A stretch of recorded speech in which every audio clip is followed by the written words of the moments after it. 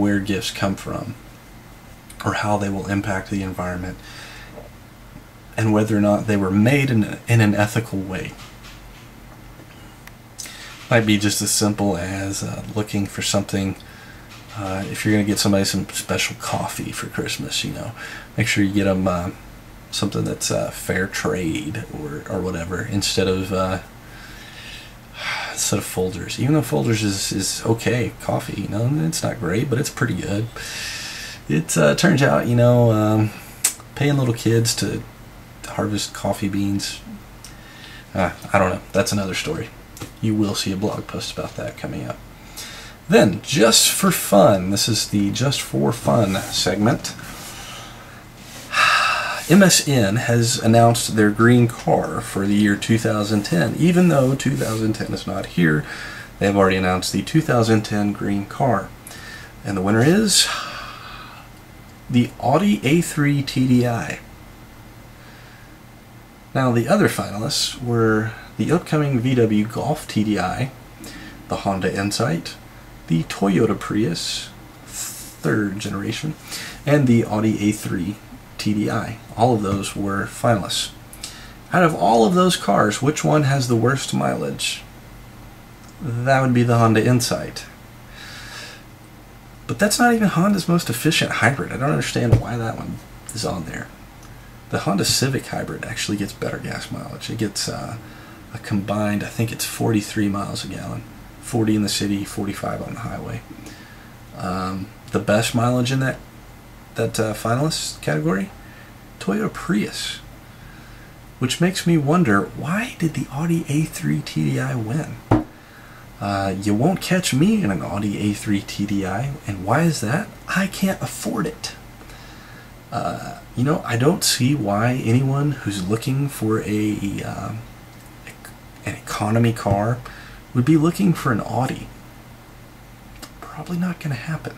So I don't really know what those people over at MSN are thinking about the 2010 green car being the Audi A3 TDI. I just don't get that personally, but I didn't write the article. Now, for the Bible segment. I think it's important to have a Bible segment, considering the source of this podcast. For today, I took some inspiration from the Evangelical Environmental Network site.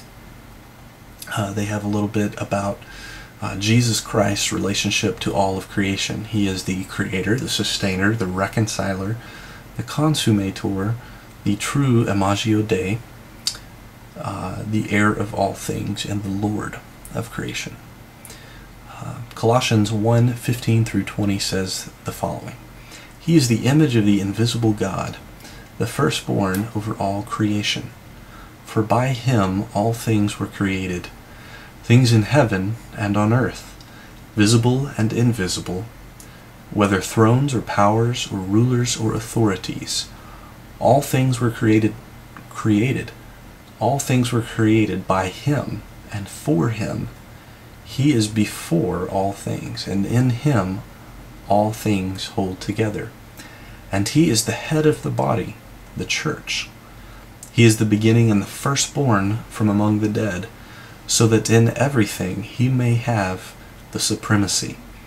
For God was pleased to have all his fullness dwell in him, and through him to reconcile himself to all things, whether things on earth or things in heaven, by making peace through his blood shed on the cross. To end this week, just kind of in conclusion, I want to remind you, once again, my name is Justin Allison.